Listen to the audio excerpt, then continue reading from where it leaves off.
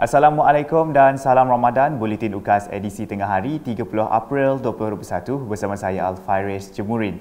Tumpuan berita, satu kebakaran memusnahkan sebuah kediaman yang dihuni 10 orang penduduk di Puju Tanjung Batu pada Isnin lepas telah mendapat perhatian daripada Ahli Dewan Undangan Negeri Adun Senadin Datuk Lee Kim Shin. Kebakaran tersebut melibatkan sebuah rumah 2 tingkat jenis separuh kekal yang terbakar sehingga 80%. Pada masa yang sama, sebuah rumah bersebelahan yang didiami 5 penghuni juga terjejas akibat kebakaran dan anggaran kerosakan adalah 20%.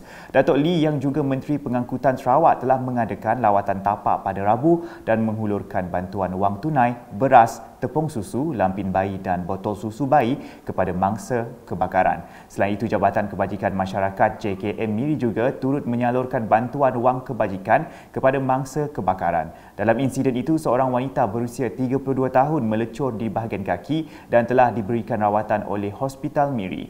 Punca kebakaran disyaki daripada bahagian dapur dan jumlah kerugian masih dalam siasatan.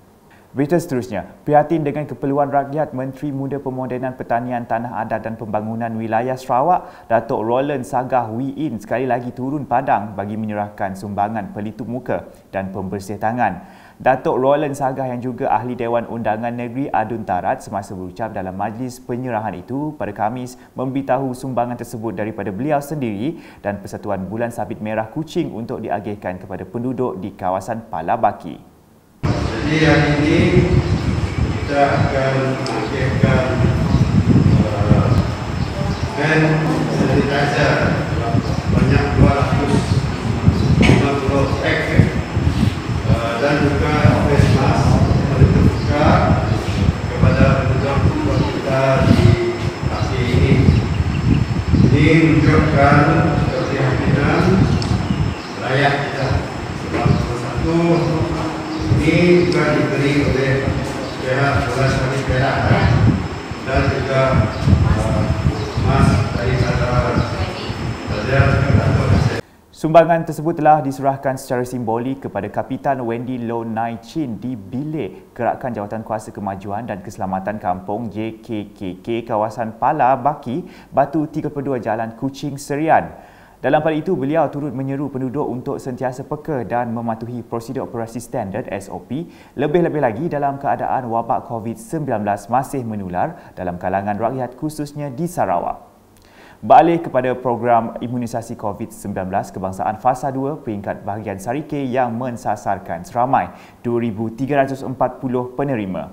Program yang akan bermula pada Jumaat hingga 3 Mei 2021 ini dibahagikan kepada 2 lokasi pusat pemberian vaksin PPV iaitu di Dewan Suara Sarike dan Hospital Sarike. Hari pertama program dijangka menyaksikan seramai 478 penerima yang melibatkan warga emas, orang kelayanan upaya OKU dan penghidap penyakit tampil menerima suntikan vaksin COVID-19 di Dewan Suara Sarike. Menteri Muda Perancangan Bandar Pentadbiran Tanah dan Alam Sekitar Sarawak merangkap Ahli Dewan Undangan Negeri Adun Kuala Rajang, Datuk Len Talif Saleh dijangka hadir bagi merasmikan hari pertama program tersebut pada Jumaat. Dalam pada itu, Residen Bahagian Sarike Felicia Tan Yahua menyeru penduduk daerah Sarike menyemak status temujanji vaksinasi di aplikasi MySejahtera untuk pengesahan tarikh temujanji bagi pengambilan dos pertama vaksin COVID-19. Orang ramai juga terus diminta untuk mendaftar mendapatkan suntikan vaksin COVID-19 melalui aplikasi MySejahtera atau di klinik kesihatan daerah dan pejabat daerah berhampiran. Berita selanjutnya, tiada tolak ansur dan tindakan tegas akan diambil sekiranya kejadian kes 100 pesakit positif COVID-19 hilang berulang kembali.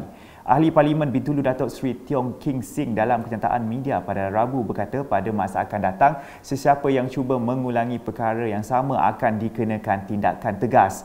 Beliau berharap ini adalah kali pertama dan terakhir kejadian seperti ini berlaku dan pihak berkuasa tidak akan bertolak ansur serta bertoleransi.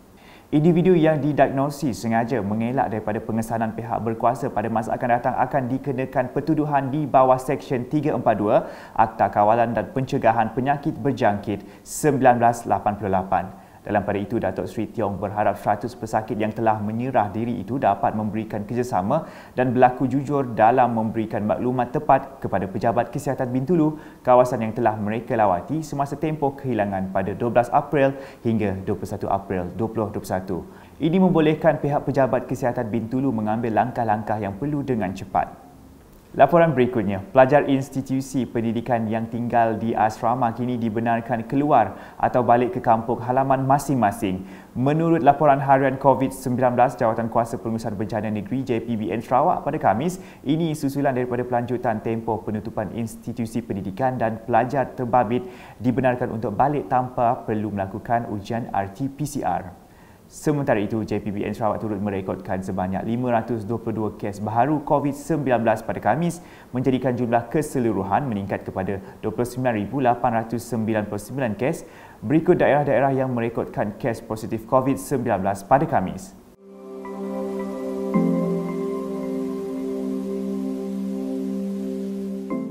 Manakala 2 kematian turut direkodkan, menjadikan jumlah kes kematian meningkat kepada 173 orang.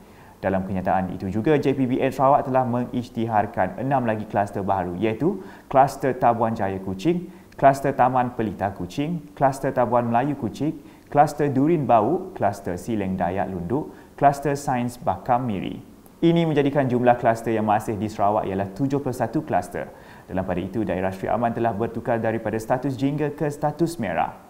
Dalam perkembangan berkaitan, JPBN Sarawak turut memaklumkan penamatan tempoh Perintah Kawalan Pergerakan diperketatkan PKPD di Pulapol Kuching dan PKPD Sungai Pasin Matu berkuat kuasa Khamis 29 April 2021. Manakala bahagian PKPD Rumah Naning Sungai Baji Sarike dilanjutkan dari 30 April hingga 6 Mei 2021. Selain itu, tambah kenyataan tersebut, sebanyak 6 tempat diarahkan PKPD seperti berikut.